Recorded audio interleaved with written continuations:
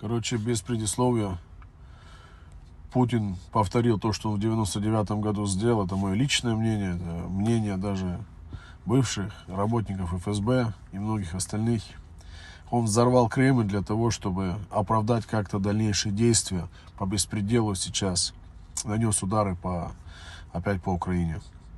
В 99-м году, кто не помнит, были взорваны 3 или 4 дома, я сейчас не совсем помню. 307 человек погибли, естественно, и дети тоже. И это были все русские. Вот. Обвинили чеченцев, чеченских боевиков. Вот. Естественно, ни одного чеченца даже рядом не заметили. Ни одного чеченца не поймали и потом даже не обвинили и все остальное. То есть раньше фотошоп и вся эта ерунда не так сильно работала, как сейчас, чтобы показать эти фейковые новости. Вот. И он сказал, что это были чеченцы, и сразу нанесли удары по Чечне. И опять началась, как говорится, Вторая Чеченская война, русско-чеченская.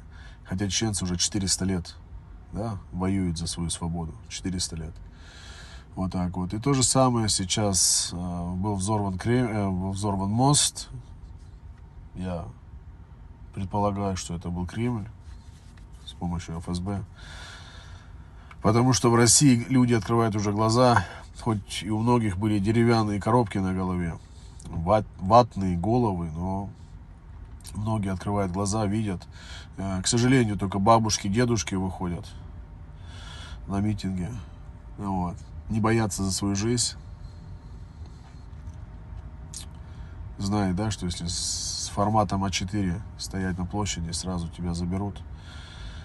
Минус, может быть, 15 суток, может быть, минус полгода, а может быть, минус здоровье. Вот так вот.